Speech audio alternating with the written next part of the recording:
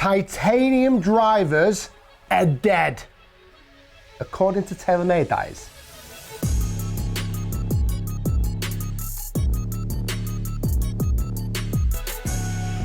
So it's been no huge secret that TaylorMade have a brand new driver out this year with a bright red face. We also saw Tiger Woods using it at the back end of the year, and there's been loads of leaks on the internet. But in this video, I'm gonna give you my honest opinion of the brand new TaylorMade Stealth drivers. So before I start talking about what's brand new with these TaylorMade drivers, let's take a walk down memory lane. Back in the day, woods were wood. That's how they first started. That's where the name really came from. 1 woods, 3 woods, etc. Then that developed into the steel era. The heads got a little bit bigger, the distances increased a little bit more. Following that was the titanium era. This is where we saw the 460cc head sizes. This is where the sound of golf clubs changed enormously. And this is where we're at right now. However, TaylorMade now claim we are moving into the carbon era. We've seen carbon feature on clubs before, yes, on the top, on the bottom, but now TaylorMade are experimenting with carbon on the face. Now this has been done before, and I'll come on to that in a moment, but let's talk about why they reckon it is better. So on this face, it's not just red just to be able to stand out more, it is 60 layers of carbon fiber, all laid on top of each other.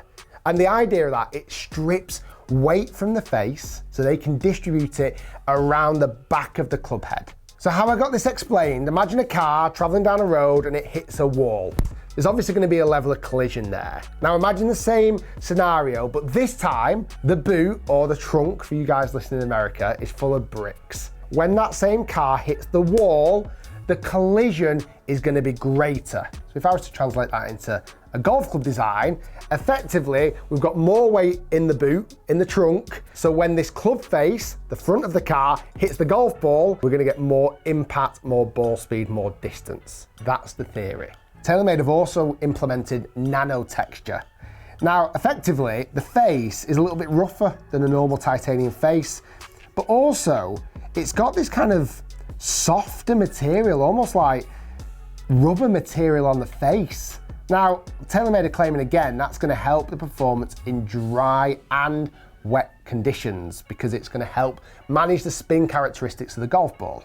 Not sure how much I believe in that because typically, obviously, when you're using driver, you've taken the ball out of your pocket, you've put it on a tee peg, and it doesn't really get a chance to get that wet, let's be honest. But it's another story that TaylorMade are obviously implementing into this driver. And this carbon face still features twist face, a way of TaylorMade changing the shape of the face slightly to help you hit more fairways off off-centered hits. This is what TaylorMade claim.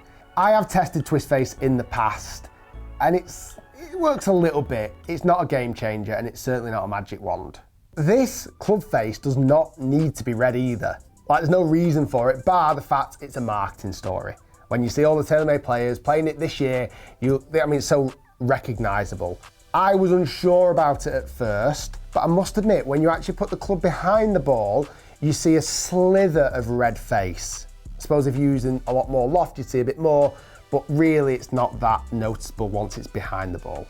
And we've not quite finished with the technology story just yet. As we've seen on the Sim and the Sim 2, the Stealth also features this asymmetric inertia generator. Yeah, you heard me right. This section here at the back of the club, which is slightly angled, apparently TaylorMade claim is you start to swing the golf club on the way down, it maximizes the club head speed. Also, speed pocket behind the face. We've seen TaylorMade do this in the past. Apparently, again, a way of generating more ball speed across the face, certainly off those low strikes. And finally, there are 3 head models to the Stealth. This one in my hand, which is just a standard Stealth model, no adjustable weights. This is how it comes. Then you've got the Stealth Plus, which has a sliding bar at the front of the face, which you would imagine is going to be slightly lower spin. Find out in this review if it is. It very much reminds me of the sliding bar they had in the SLDR, one of their longest drivers they've ever made. Then finally there's a Stealth HD. HD meaning high draw for you kind of slicers out there who might want a little bit more help. Now before I dive into how I got on with these clubs out on the golf course and also collecting data, I wanted to really talk about the looks because this year this is a nice looking golf club. It is. You kind of look past the red face because I think it's not going to be to everybody's taste as such, but as I mentioned, you don't really see it from behind the ball. I'm actually a big fan of the colorway. It's kind of my logo on my RS logo. I like the black crown. I think that looks really good. You've got carbon on the crown still. There's a slight kind of thinner lipstick glossy section around the front. Again, I think that looks really good. And even the colors on the back, I like the kind of black stealth look to it. And also you've got these little flicks of red. I must admit, the first time I saw this driver, and still even now, it kind of has some hints of Nike. When Nike were making kind of the covert drivers, it looks a little bit like that. So for all of that technology, what are TaylorMade going to be charging you? Well, each driver is going to be £499, so they are pretty expensive. What's really interesting, TaylorMade have really made this kind of line in the sand to say, from this point forward, carbon is the way. And they reckon it's taken 20 years to get to this point with the club face. This isn't the first carbon face driver we've ever seen. Back in 2001, some of you might remember this driver, the Callaway C4 driver, which had a carbon crown, a carbon face with a kind of steel bottom.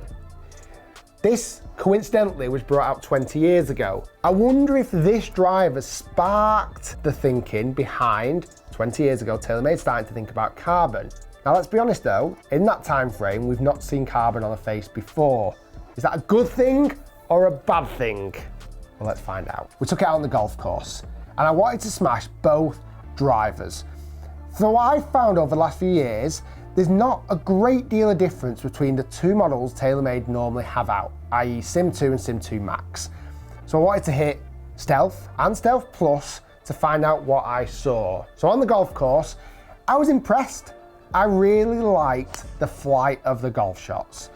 I couldn't say I was preferring one or the other. Both of them felt very similar. The only difference I could see is the Stealth gave me a little bit more forgiveness on those off-centered hits. However, the Stealth Plus definitely gave me a little bit more distance, but it's not as forgiving.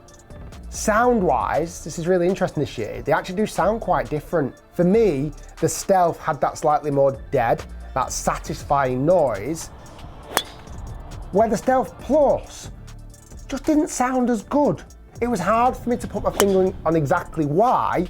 There was a few times where I'd absolutely crushed it, and I'm looking at the flight and I'm thinking that's an amazing shot, but I wasn't getting that positive feedback on the strike, the feel off the face, or the sound, and those two are very much closely linked. But overall, wasn't disappointed, and honestly, behind the golf ball, I think these two drivers are some of the best drivers I have seen.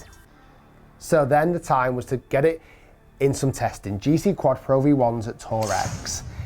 And I also threw in the Sim 2 as well from last year to see if there's much difference between a titanium face and a carbon face. So the numbers from the Stealth and the Stealth Plus were interesting.